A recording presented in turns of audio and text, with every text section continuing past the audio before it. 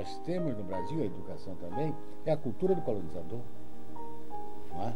Quer dizer, desde a língua até as estruturas de acesso aos meios de cultura, a trajetória ainda não é muito diferente da trajetória da época do Brasil colonial. Não é verdade? Antigamente você ia para Coimbra, que eram os filhos dos senhores de escravos, iam para Coimbra para aprender o português e depois chegarem falando castiçamente, e todo aquele cidadão, aquele elemento do povo que não falasse, com os pronomes colocados no devido lugar, eram considerados analfabetos. A sua linguagem era chula, etc, etc, etc.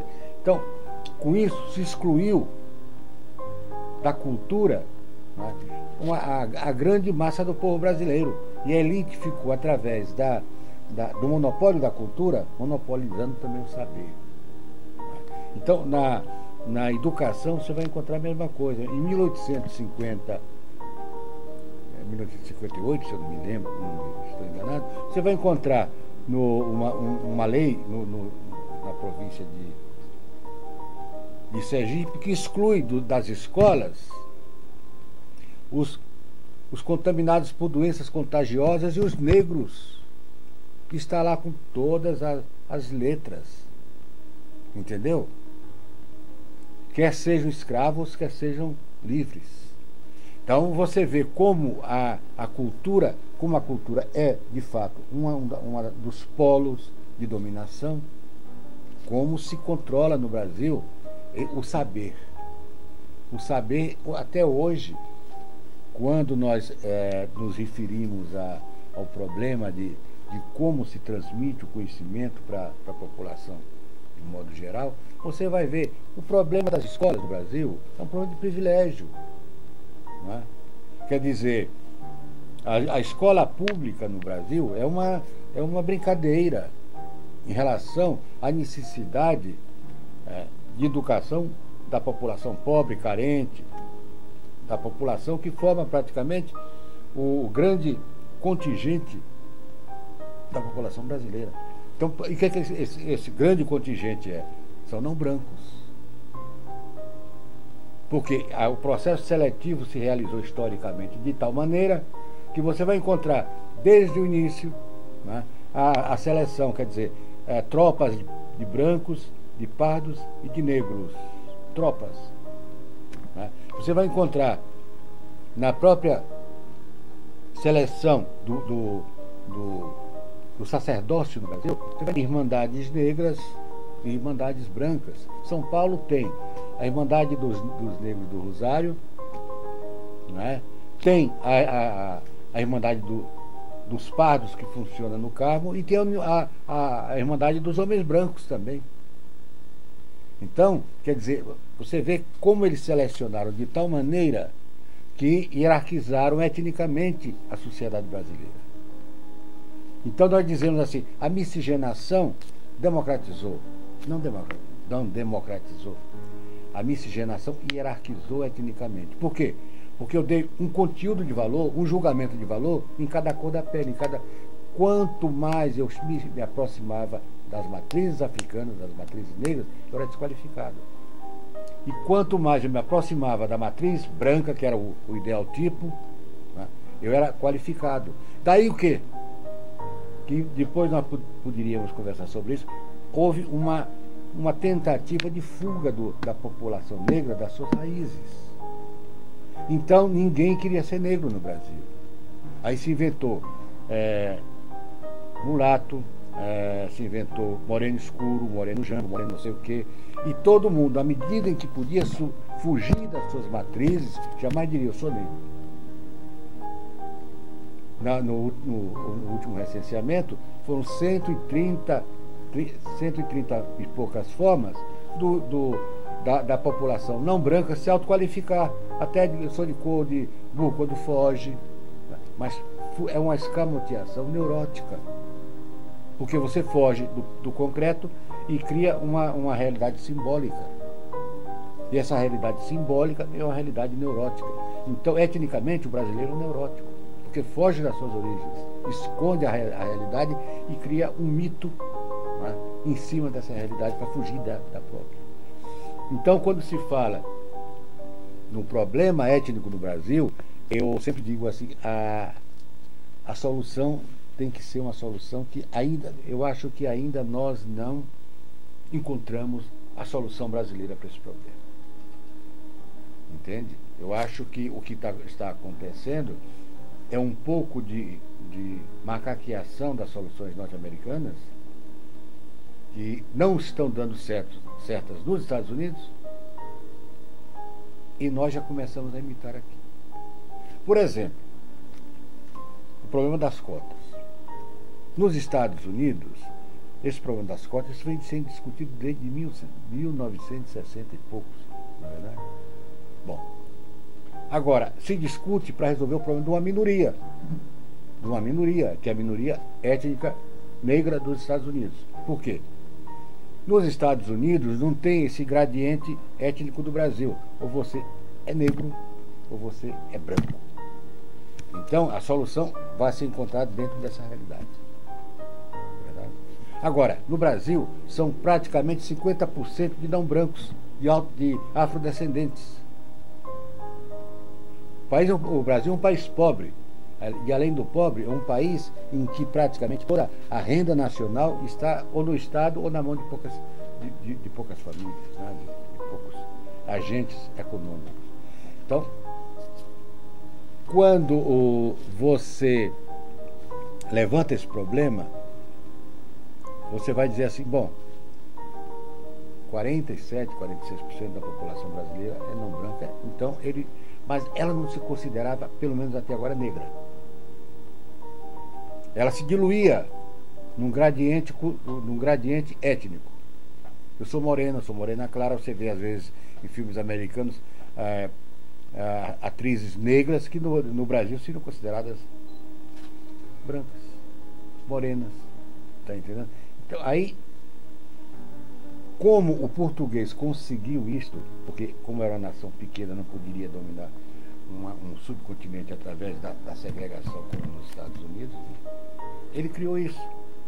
Então se diz que o português foi um colonizador benigno, por isso foi não. Foi uma estratégia de dominação, mais nada. Tá?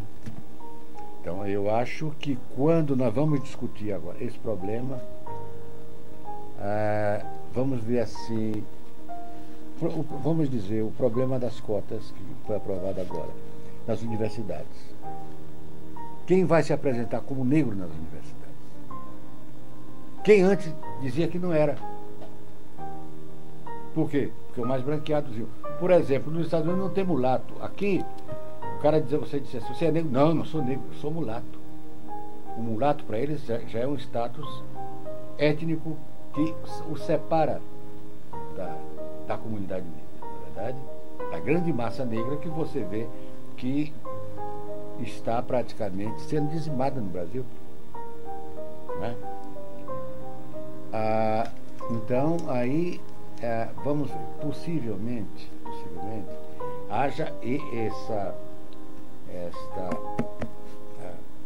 proposta assim, de cotas, haja também, por outro lado, não sei quando isso vai acontecer, possa acontecer,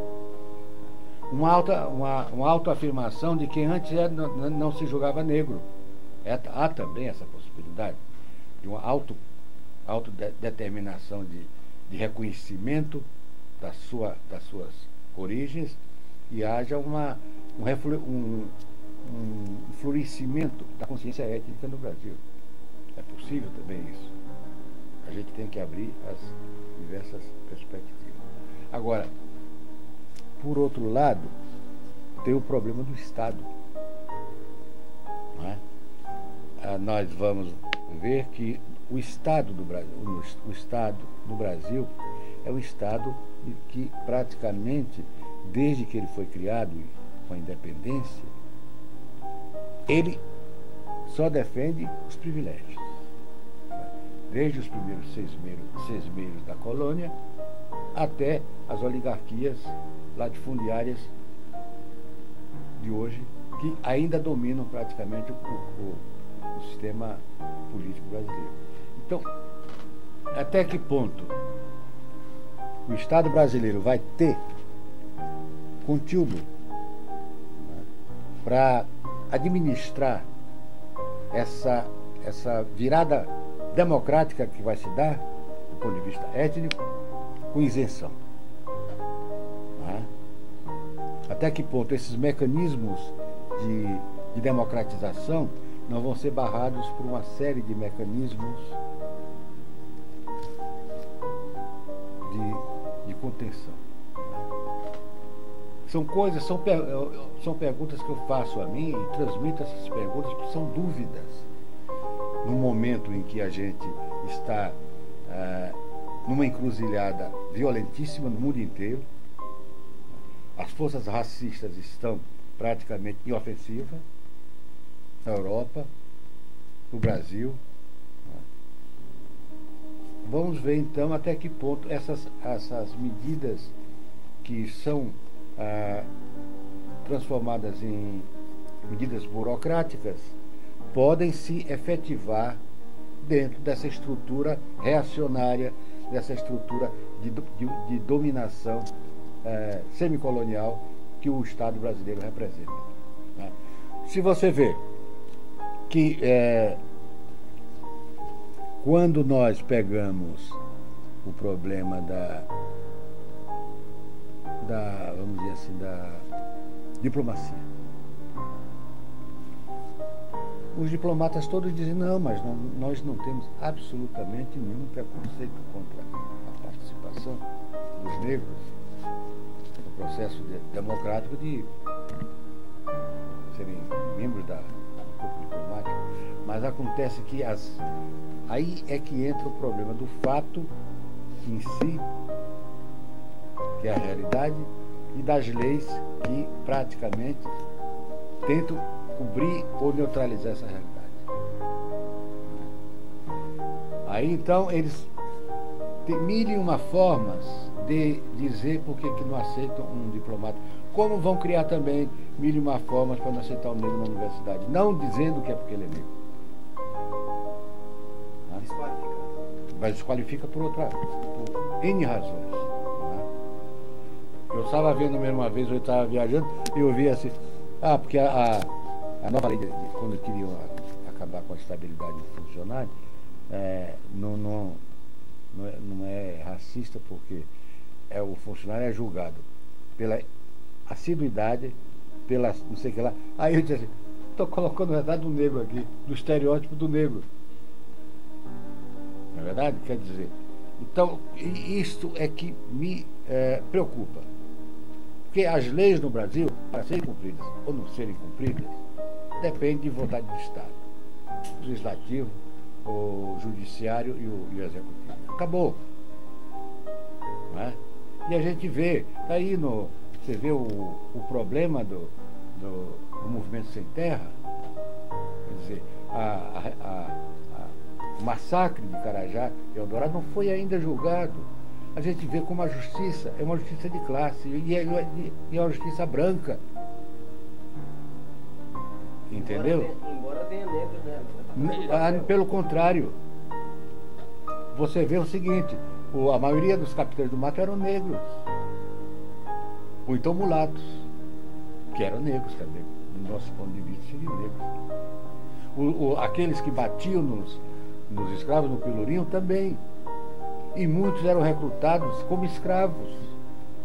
Você pega o problema dos carrascos, que no Brasil não tinha a profissão de carrasco, então eles eram escolhidos entre aqueles que tinham sido condenados, diminuíam a pena para você enforcar, que praticamente 99% dos enforcados durante a existência da pena de morte no Brasil foram negros escravos.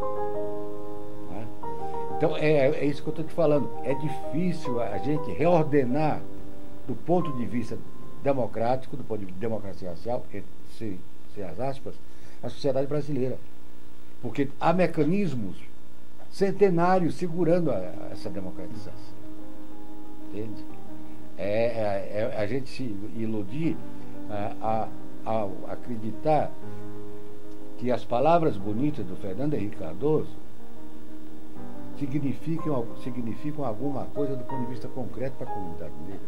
Aquilo é uma retórica, não é? Em cima de uma realidade que ele sabe que é outra, não é aquela que ele está falando, ele sabe muito bem. Eu conheço o Fernando Henrique, fomos amigos, etc, etc, etc.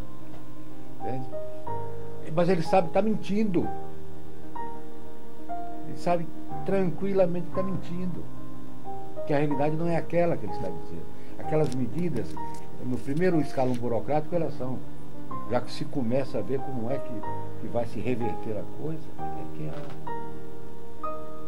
não é assim não. Quer dizer, para se iludir a comunidade negra, ela precisa, a comunidade precisa saber, ela vai apanhar um pouco. Por quê? Porque de um lado vai haver vão haver esses mecanismos de dominação. E de outro lado, vai haver também, do ponto da própria comunidade negra, agentes que vão ser cooptados para executar. Qual seria a alternativa? O que o senhor consideraria as lideranças responsáveis pelo movimento fazer? Temos que articular um forte movimento negro ideológico, combativo. Eu acho que o problema é o seguinte, o movimento negro, que hoje eu podia falar assim, movimentos negros, né? Mas você vê o seguinte, quando ele surgiu, que aliás eu estava lá na escadaria do municipal, foi o segundo cara que fez discurso lá, foi eu, estava todo mundo com medo. Ele era um movimento politizado,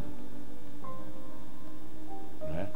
Tinha uma proposta política independente. Então, quando veio a chamada abertura política, quando foram criados os partidos políticos, o que aconteceu? O movimento negro, que era uniforme, se dissolveu nos partidos políticos. Cada um com uma proposta, por quê? De solução do problema racial no Brasil, mas no fundo eram partidos que nunca tinham pensado nesse problema. Eles pegaram os negros lá para cooptar, para ajudar vamos dizer assim, na popularização desse partido. Nenhum partido tinha uma proposta e não trazia uma proposta na sua história, né, que justificasse os negros entrarem nesse partido. Entraram por quê? Porque era exatamente a ala oportunista. Resultado, hoje, há negros discutindo com negros, eu conheço muito bem essas coisas, e às vezes até de uma forma caluniosa. Quando chegam as eleições, assim, discutir de negão aí para participar da chapa, eles brigam, mas é um negócio assim que não tem sentido. Agora eu pergunto, formar um partido negro? Não sei, acho que também não. Exatamente por isso, porque os negros, a grande população negra no Brasil, não se auto-identifica como negra. Entende? Porque se nós tivéssemos possibilidade de formar um partido, não um partido negro, mas um partido assim, vamos dizer, das etnias oprimidas, das raças oprimidas, para usar um termo que não é muito, mas vamos usar. Então aí havia a possibilidade de um deslocamento dos polos de poder. Mas como isso não é possível, e também nós não podemos viver de utopias, porque as utopias só são válidas quando são realizáveis, então deixam de ser utopias. Então eu acho o seguinte, é um problema para nós estudarmos, para nós ainda termos uma visão assim de dúvidas. Por exemplo, eu acho que se deveria criar uma comissão crítica sobre essa nova lei das cotas, não é? Como vão ser aplicadas, se a comunidade vai participar, em que nível vai participar, como é que ela pode controlar, qual é o nível de controle, qual é o nível decisório que ela vai ter. Tudo isto é um problema ainda para ser discutido. Não é? Porque nos Estados Unidos já tem partes críticas já desse projeto de cotas, inclusive nas universidades, inclusive de elementos negros. Ontem eu estava conversando com um amigo meu que veio de lá, foi estudar exatamente isso. Ele disse: olha, Cláudio, já tem um monte de gente quanto a isso. Descontente. Agora, esses descontentamentos têm causas diferentes. Né? Isso também a gente tem que analisar. Então vamos ver. Eu acho que o problema é agora o movimento negro se unificar em termos de uma proposta de controle de como essas cotas vão ser distribuídas, tirar da mão do Ministério, criar uma comissão autônoma para dirigir esse processo, né? Esse processo encaminhar já a coisa decidida para o Ministério, porque se cair na mão do Ministério da Educação, blá blá, nem vai adiantar.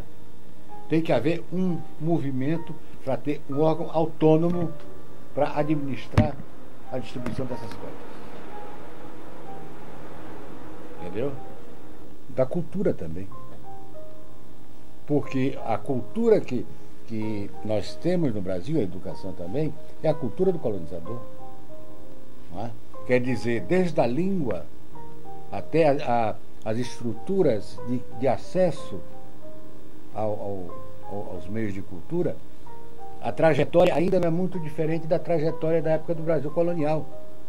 Não é verdade?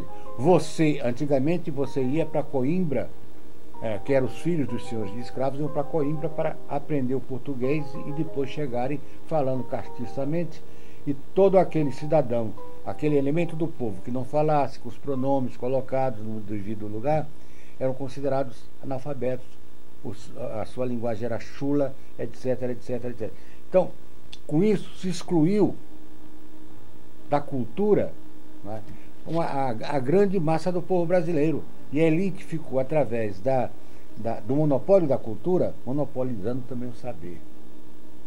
Então, na educação, você vai encontrar a mesma coisa. Em 1958, se eu não me lembro, não estou enganado, você vai encontrar uma lei na província de Sergipe que exclui das escolas os contaminados por doenças contagiosas e os negros, que está lá com todas as letras. Entendeu? Quer sejam escravos, quer sejam livres. Então você vê como a cultura é, de fato, uma dos polos de dominação, como se controla no Brasil o saber. O saber, até hoje, quando nós nos referimos ao problema de como se transmite o conhecimento para a população de modo geral, você vai ver o problema das escolas do Brasil é um problema de privilégio. Não é? Quer dizer, a escola pública no Brasil é uma brincadeira em relação à necessidade de educação da população pobre, carente, da população que forma praticamente o grande contingente da população brasileira. Então, e o que esse grande contingente é? São não brancos. Porque o processo seletivo se realizou historicamente de tal maneira que você vai encontrar, desde o início, né, a seleção, quer dizer, tropas de brancos, de pardos e de negros. Tropas. Né? Você vai encontrar na própria seleção do sacerdócio no Brasil, você vai ter irmandades negras e irmandades brancas. São Paulo tem a Irmandade dos Negros do Rosário, né? Tem a Irmandade dos Pardos, que funciona no Carmo, e tem a Irmandade dos Homens Brancos também. Então, quer dizer, você vê como eles selecionaram de tal maneira que hierarquizaram etnicamente a sociedade brasileira. Então nós dizemos assim, a miscigenação democratizou. Não democratizou. A miscigenação hierarquizou etnicamente. Por quê? Porque eu dei um conteúdo de valor, um julgamento de valor em cada cor da pele, Quanto mais eu me aproximava das matrizes africanas, das matrizes negras, eu era desqualificado. E quanto mais eu me aproximava da matriz branca, que era o ideal tipo, né, eu era qualificado. Daí o quê? Que depois nós poderíamos conversar sobre isso. Houve uma tentativa de fuga da população negra das suas raízes. Então ninguém queria ser negro no Brasil. Aí se inventou mulato, se inventou moreno escuro, moreno jango, moreno não sei o quê. E todo mundo, à medida em que podia fugir das suas matrizes, jamais diria: eu sou negro. No último recenseamento, foram 130 e poucas formas da população não branca se autoqualificar. Até eu sou de cor de burro quando foge. Mas é uma escamoteação neurótica. Porque você foge do concreto e cria uma realidade simbólica. E essa realidade simbólica é uma realidade neurótica. Então, etnicamente, o brasileiro é um neurótico. Porque foge das suas origens, esconde a realidade e cria um mito, né, em cima dessa realidade para fugir da própria. Então, quando se fala no problema étnico no Brasil, eu sempre digo assim, a solução tem que ser uma solução que eu acho que ainda nós não encontramos a solução brasileira para esse problema. Entende? Eu acho que o que está acontecendo é um pouco de macaqueação das soluções norte-americanas, que não estão dando certas nos Estados Unidos, e nós já começamos a imitar aqui. Por exemplo, o problema das cotas.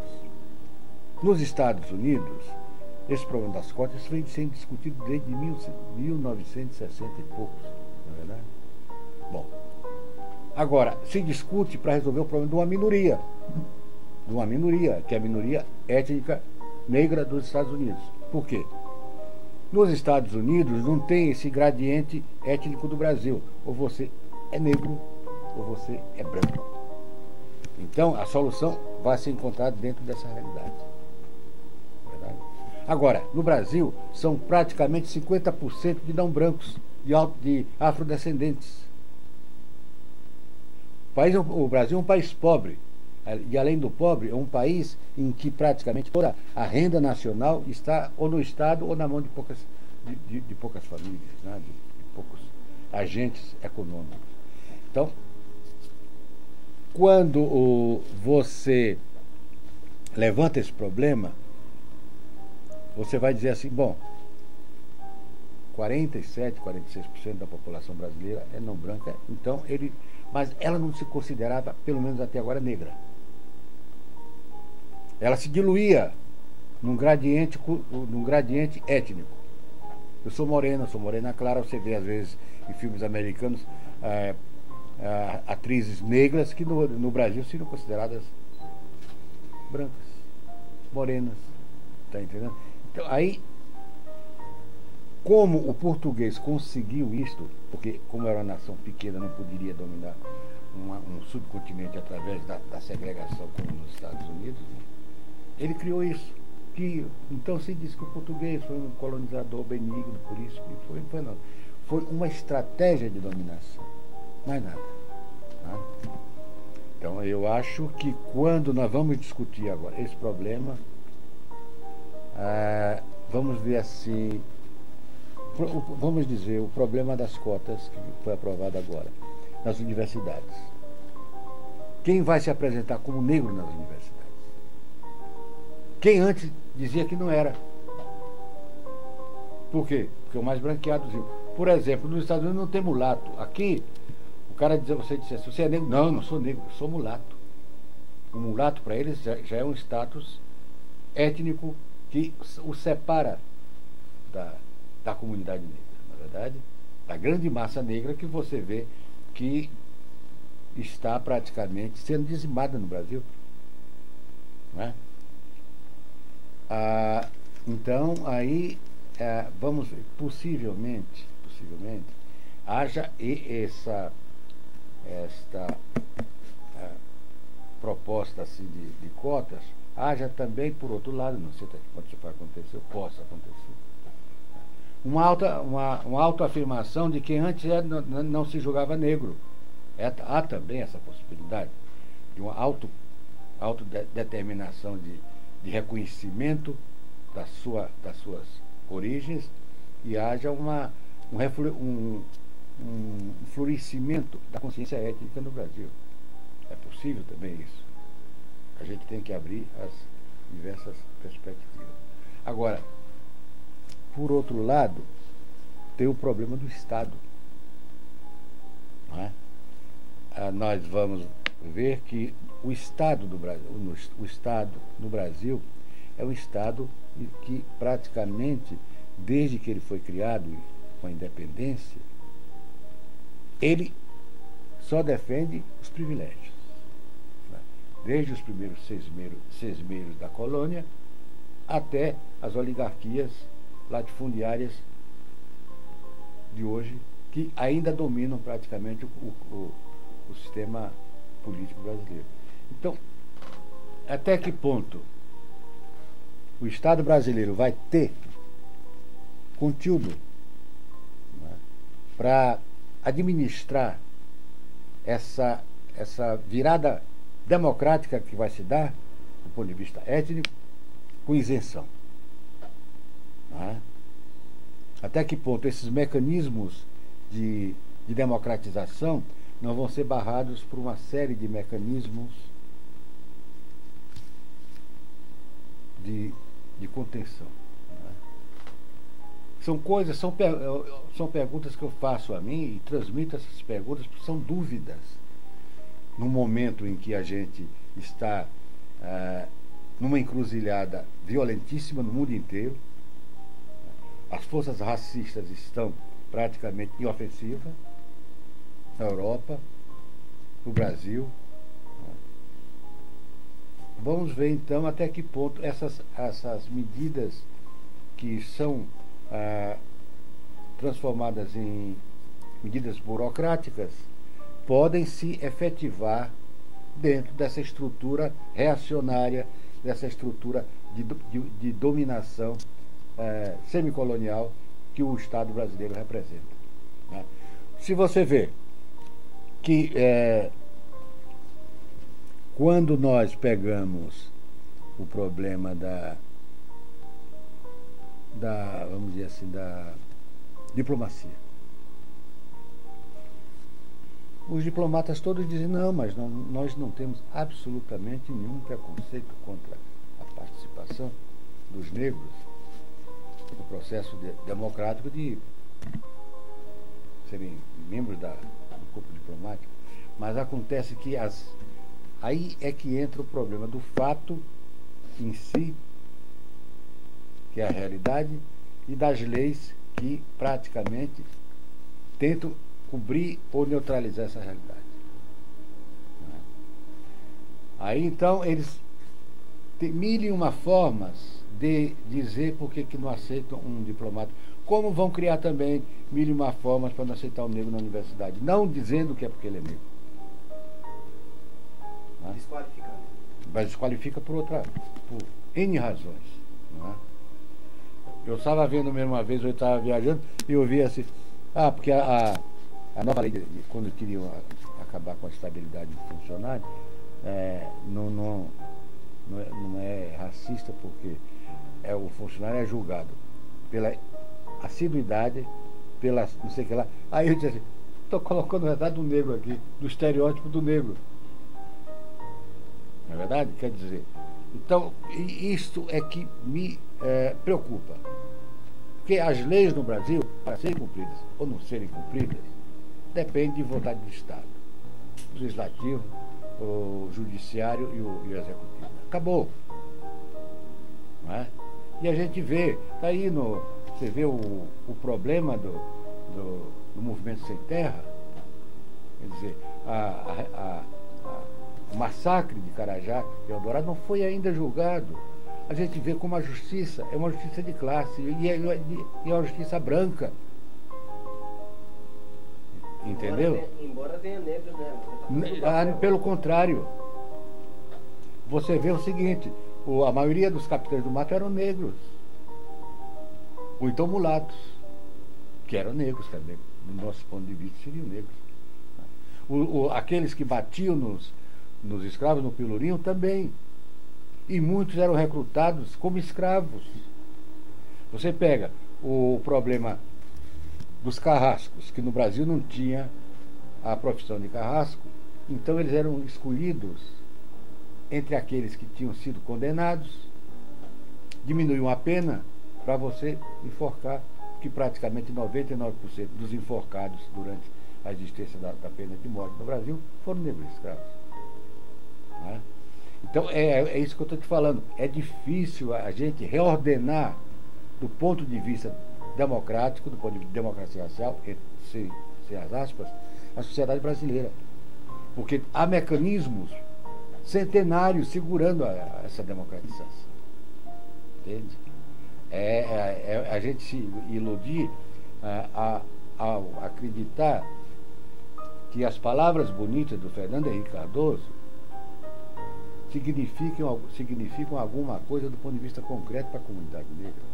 Aquilo é uma retórica, né, em cima de uma realidade que ele sabe que é outra, não é aquela que ele está falando, ele sabe muito bem. Eu conheço o Fernando Henrique, fomos amigos, etc.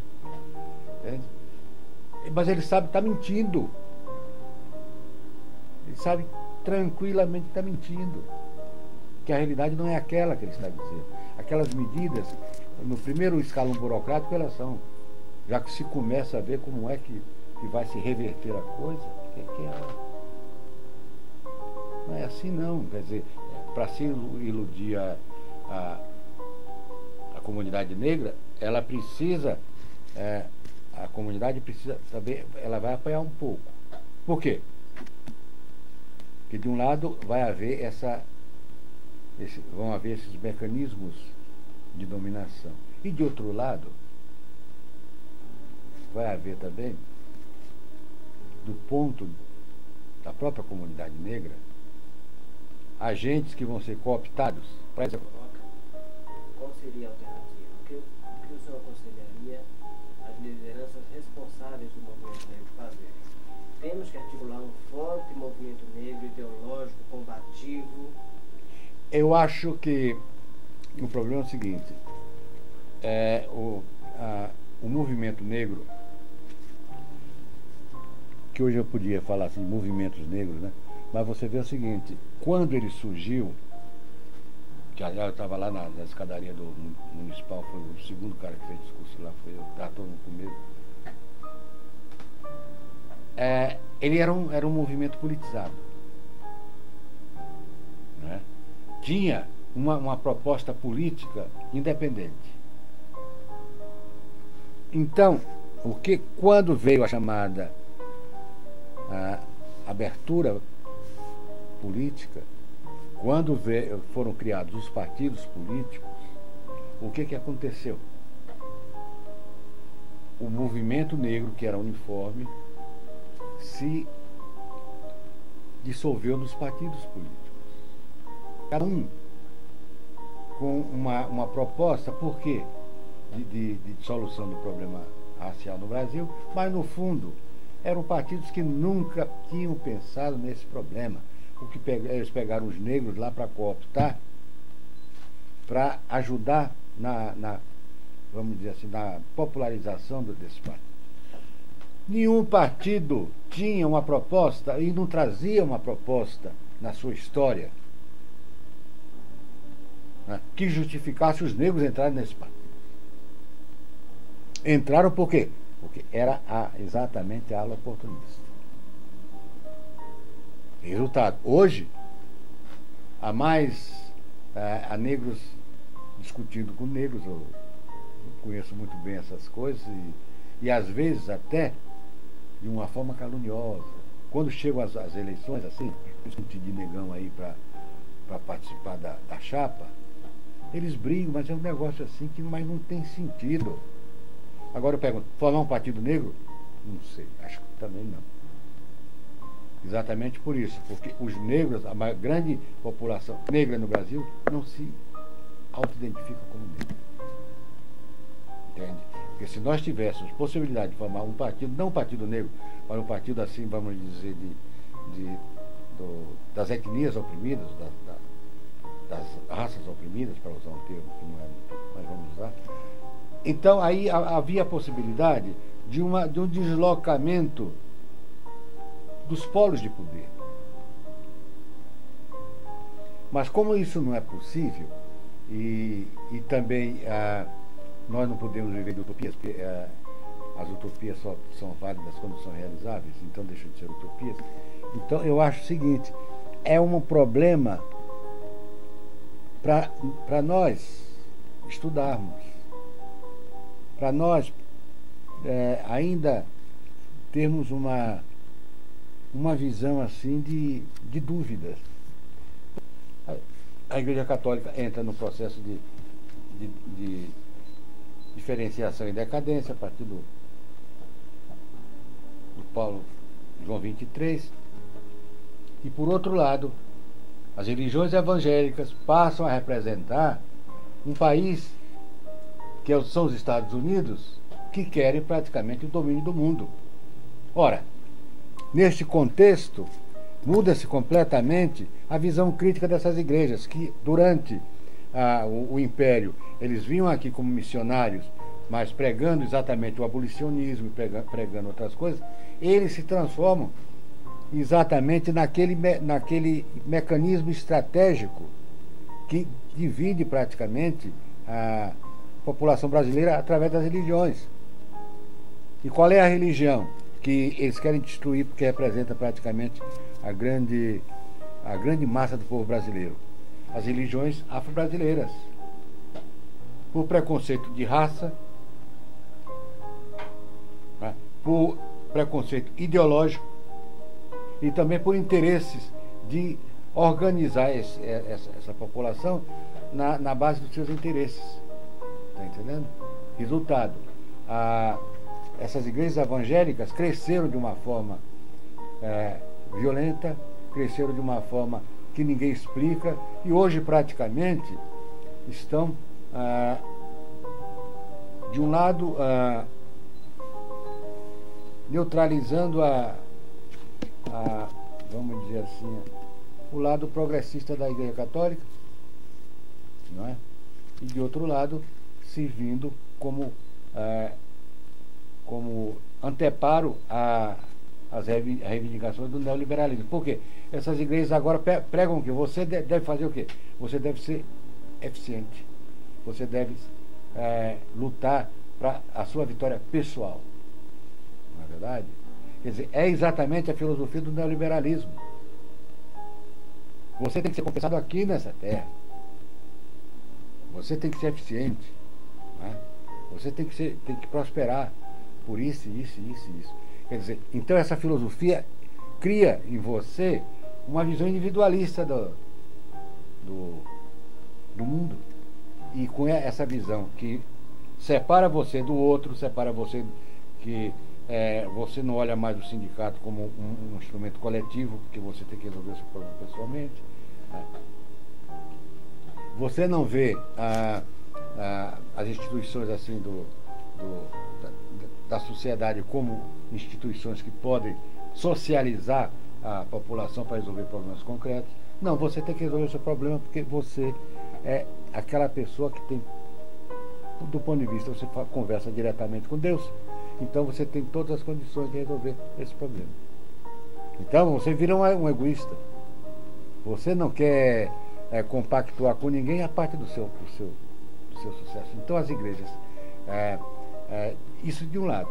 De outro lado, a alienação desse pessoal, né, que são pessoas de sociedades, porque a diferença entre essas igrejas nos Estados Unidos e no Brasil, de sociedades carentes, frustradas, desesperadas, angustiadas. Tá? E com isto, esse pessoal se joga nos braços daquele primeiro que prega uma solução para o seu problema. para a sua saúde, né? Para a sua família. Então, aí então eles estabelecem como contrapartida, você tem que pagar X lá do que você ganha, e com isso eles fecham o circuito de dominação. Né? E outra coisa, eles têm uma grande visão moderna, entre aspas. A primeira coisa que eles querem são os órgãos de comunicação de massa, na verdade. Conseguem controlar nos Estados Unidos, aqui no Brasil, e onde eles têm uma visão muito pragmática disso. E com isso eles estão,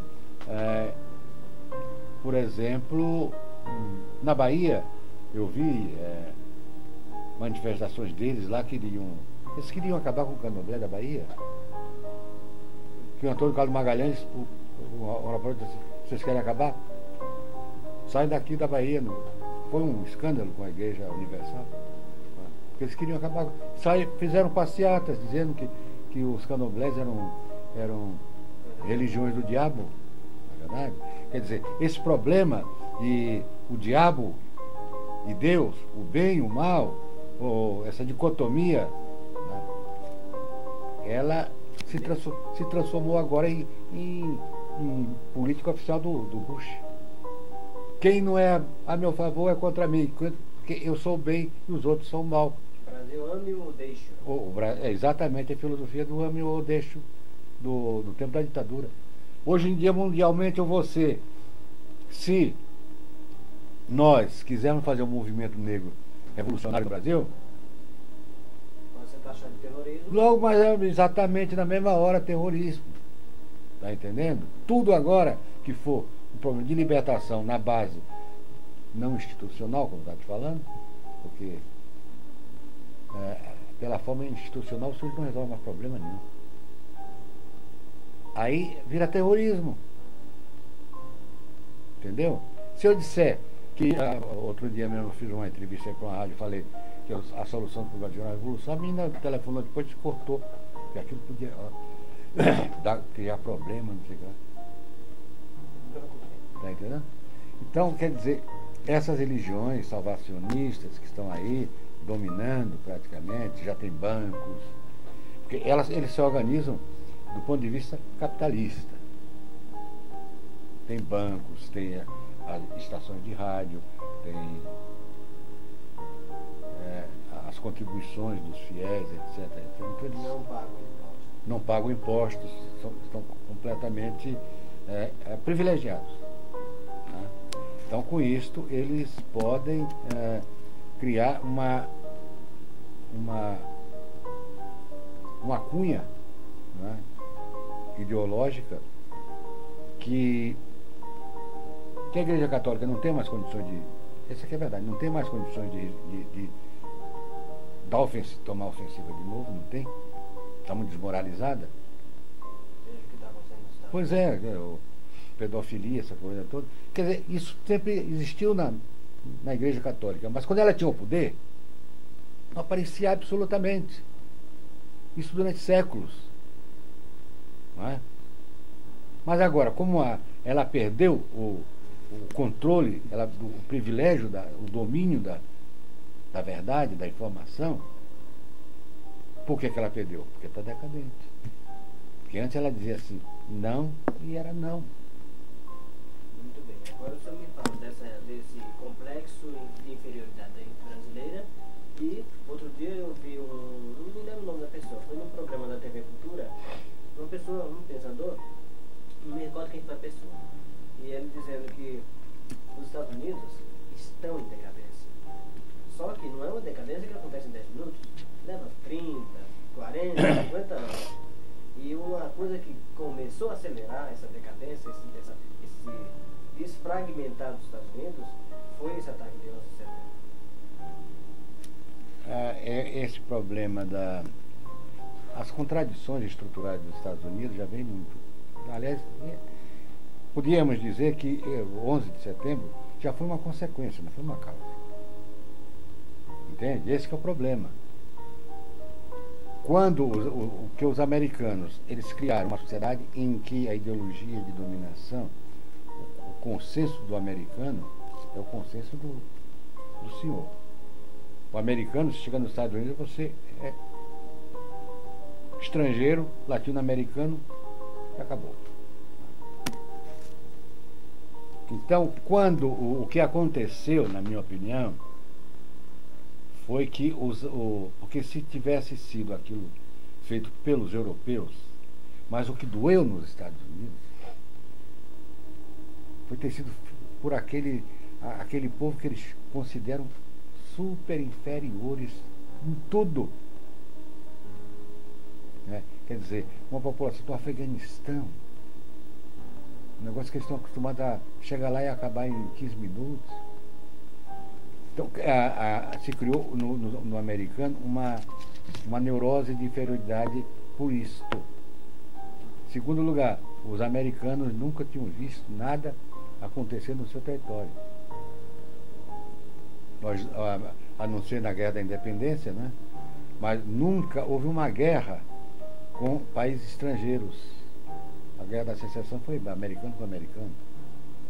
Agora, quando eles viram aquela monstruosidade desabar, foi como se eles tivessem sido sacudidos assim por uma avalanche que caiu em cima da cabeça deles. Não esperavam. E além do mais, coincidiu que ele tinha sido eleito, né? Tinha a contestação da eleição dele, estava tudo sendo embrulhado, enrolado assim. Acontece isso. Então, quer dizer, todas essas contradições não foram resolvidas, mas foram esquecidas ou adiadas, né, para se resolver o problema do terrorismo. Né? Terrorismo, o que é o terrorismo? Aí que está o problema, que o Bush pensa que a gente não está sabendo, que ele está dizendo isso para poder dominar o mundo. Porque vamos combater o terrorismo? Tudo bem. Não como essas nações fizeram todas, sinceramente. Bom, para começar, o terrorismo não tem uma causa só. Então, vamos analisar. O terrorismo básico tem várias causas. Né? O terrorismo da Irlanda do Norte tem outras causas. O terrorismo do palestino tem outras causas. O judeu. Então, nós vamos analisar as causas que determinaram esse surto de protestos que se chamaram de terrorismo e resolver. Resolvendo o problema, resolve o terrorismo. Agora, resolve o terrorismo matando? Como é que faz? Onde é que isso vai parar? Onde é que essa novela vai terminar?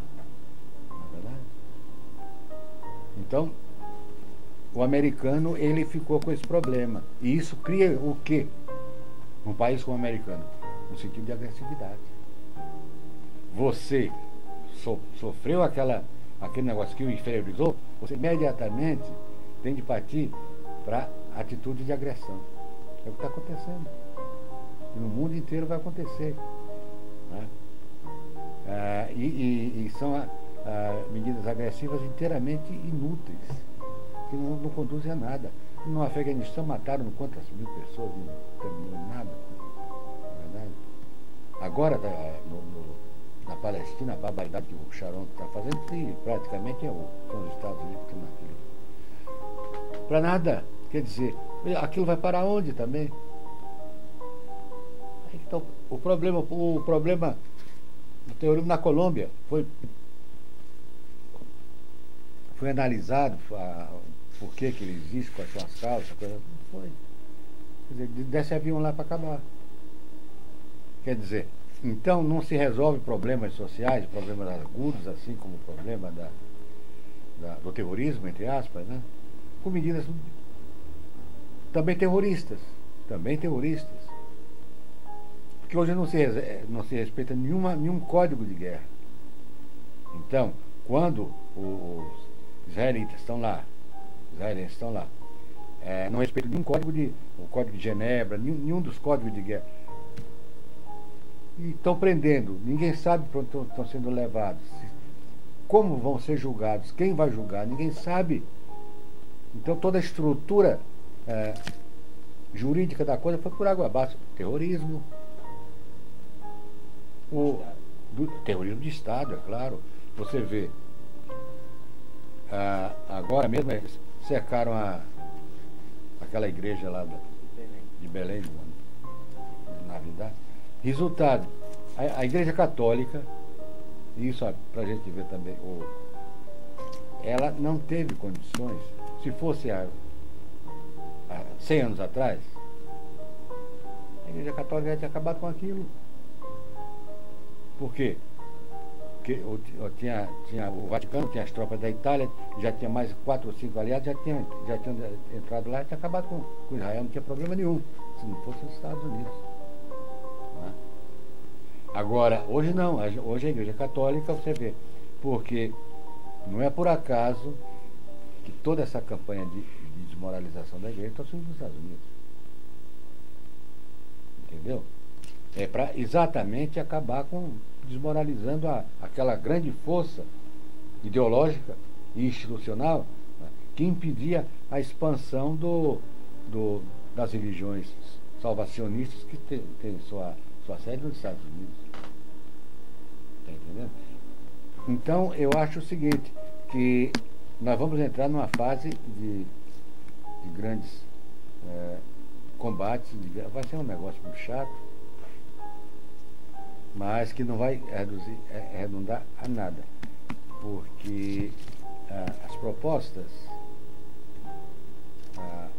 políticas, depois da dissolução da União Soviética, não houve uma reestruturação, né, das forças que estavam praticamente ordenando a ordem jurídica do mundo.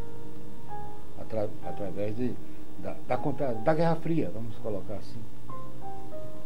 Hoje, não tem mais absolutamente nada que impeça os americanos a descerem em qualquer lugar do mundo com as tropas dele ocuparem. Não tem. Esse que é o problema. E aí, então, o americano que ficou agressivo por aquela chicotada que ele levou, ele agora quer, essa agressividade ele quer estender como uma estratégia política para o mundo inteiro. Você não vê mesmo agora, ontem tiraram aquele diplomata brasileiro que discordou dos Estados Unidos, 40 e tantos votos a favor da saída dele. Realmente Cuba, parece que Cuba, a Líbia, China, não me lembro os outros, eu li assim rapidamente. Mas então você vê hoje em dia os americanos monopolizam o poder em qualquer nível. Qualquer nível, não tem problema. Cultural, por exemplo, você vê hoje, você pega um jornal, a metade das palavras dos títulos são em inglês. As agências de notícia, hoje em dia, não existem, por exemplo. Não tem. São todas americanas e judias. Entende? É como eu estava colocando bem, você é antissemita. Eu não sou antissemita, pelo contrário, lutei na época do Holocausto, eu era praticamente estudante, saí, defendi a criação do Estado de Israel, tudo bem. Agora, o judeu não pode criar um escudo, praticar os crimes, se você denuncia os crimes, não porque ele é judeu, mas porque ele praticou crime. Podia ser árabe, podia ser brasileiro, podia ser alemão, praticou aqueles crimes, tem que ser denunciado. Agora o judeu já apresenta isso como antissemitismo. Aí que tá, quer dizer, é também uma estratégia, pois é, que deixa, eles ficam impunes, praticando os mesmos atos, tem que ficar impunes, porque senão você será chamado de antissemita. Não é verdade? Esse que é o problema.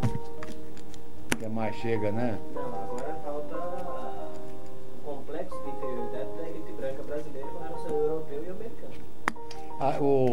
O problema da elite. Bom, nós temos aí, poderíamos ver, uma das causas é a existência da escravidão durante quase 400 anos. Nós éramos um país em que era discriminado. E, em segundo lugar, quando você a nação brasileira se forma, ela se forma através da miscigenação. Então, o brasileiro, aqui dentro, ele se julga branco. Lá fora, ele sabe que não é branco. Entende? Quando o Gilberto Freire escreve Casaca de Senzala, ele disse que o que inspirou ele foi exatamente quando ele viu descer de um navio de guerra do Brasil a tripulação. Parecia uma caricatura de homens. Quer dizer, então, quando a nossa elite se vê no espelho, ela sabe que não é branca. E sabe que o americano chega lá, como eu cheguei nos Estados Unidos, cheguei como negro. Começaram a me chamar de latino-americano. Peraí, essa escolha, né? Eu sou negro e acabou. Não vem com esse lero-lero. Agora, você veja bem, eu conheço colegas baianas.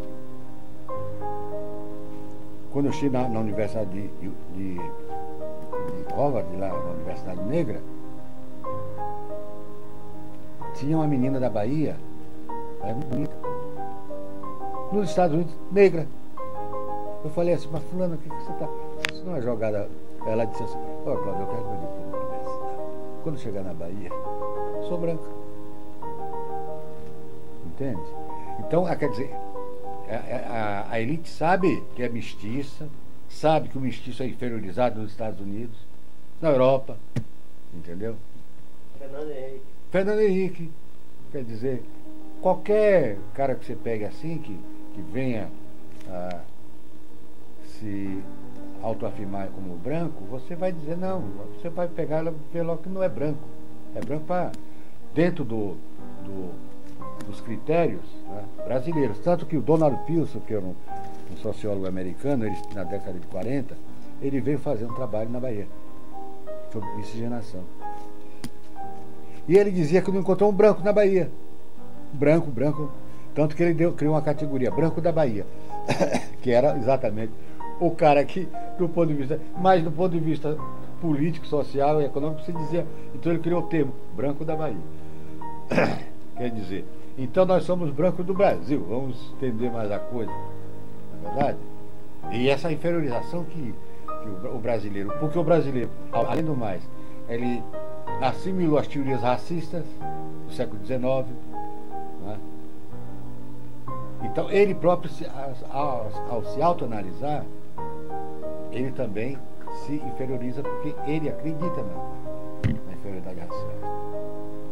Então é um problema assim cria uma neurose étnica no brasileiro entre o que ele é, o que ele diz que é e o que julgam dele, que ele sabe que está sendo julgado. Tanto que você pode ver, eu estava vendo na Folha de outro dia, tinha uma colunista que chegou nos Estados Unidos, sei lá, foi chamada de pobre e de negra. E ela disse, mas eu não sou negra, eu sou miscigenada. Então você vê bem como a coisa se complica. Eu não sou negra, sou miscigenada. Ainda por cima fala errado. Pois é. Né? Então, resultado, quando você analisa esse complexo assim de contradições da formação do homem brasileiro, você vai ver por que ele é.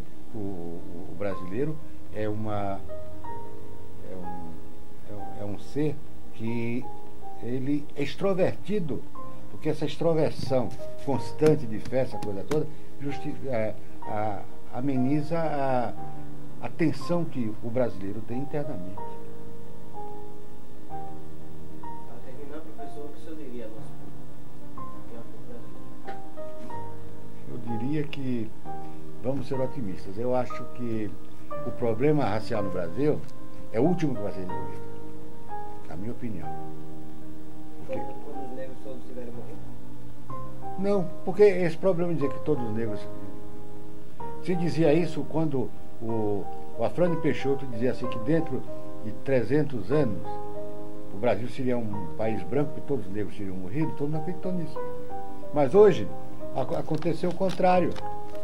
a população não branca está aumentando. Pelo contrário, se a gente fizer uma análise, vai ver que nós podíamos dizer também o oposto, quando todos os brancos acabarem. Não é verdade? Então eu acho que é uma solução que vai passar também por toda uma série de transformações econômicas, né, dentro da estrutura brasileira, acabar com toda essa estrutura de privilégios, não é verdade? A democratização e o político se equiparem. Entendeu? Porque nós não podemos criar também uma nação com uma população não branca, mas uma nação de miseráveis, de famintos. Nós temos que modificar também a estrutura da sociedade brasileira, criar uma sociedade democrática, uma sociedade socialista, em que praticamente os polos de poder e os polos de riqueza, os polos de trabalho estejam equiparados. Né? Sem que isso aconteça, o problema racial não vai ser resolvido. Não é através de cotas, não vai ser resolvido. Eu acredito que, aí sim, eu acredito que a população negra, na medida que se conscientizar, ela vai ser um dos polos aglutinadores desse processo de transformação. Entende? Vai ser um dos polos, as populações negras, porque as populações negras, por vocação, tem que ser o segmento mais democrático da sociedade, que é o mais oprimido, que sente mais Então, quando essa população tomar consciência disso, porque a existência do fenômeno é uma coisa, a consciência do fenômeno é outra. Aí então nós vamos ter uma sociedade poliétnica e democrática, em que a cor da pele não determina se você é inferior ou superior. Não é verdade? Esse é o problema. Agora, os negros têm que ser praticamente aquela força social e étnica que vai apresentar o projeto da sociedade e lutar para que ela seja realizada. Mas aí o senhor coloca os brasileiros numa encruzilhada, porque o forte do movimento de esquerda brasileiro, como o senhor falou no seu início, não tem um projeto e o que é muito pior, se julga branca e não tem esse conhecimento histórico e nem prático. Certo. A história prova isso, tá? E funciona em determinados momentos travando. É isso que é o problema.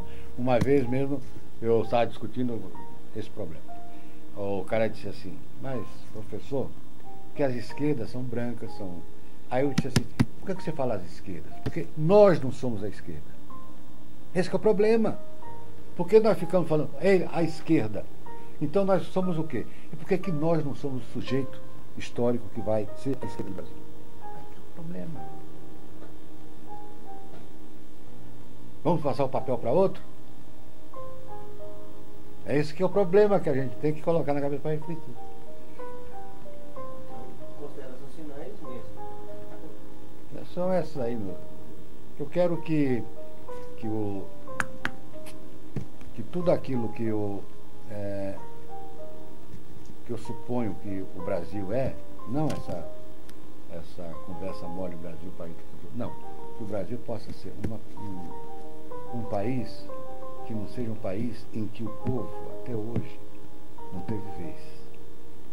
Em que as elites cínicas, que se dizem democráticas, né, se dizem até socialistas, por que não? Os democratas também, os socialistas também, os monarquistas também. Quem foi a favor do negro nessa zorra toda? Ninguém. Então que o Brasil seja, de fato, uma nação, como ela pode ser, não seja uma nação inconclusa, e se conclua exatamente com a incorporação de todas as etnias, principalmente a negra, nesse projeto que nós vamos construir.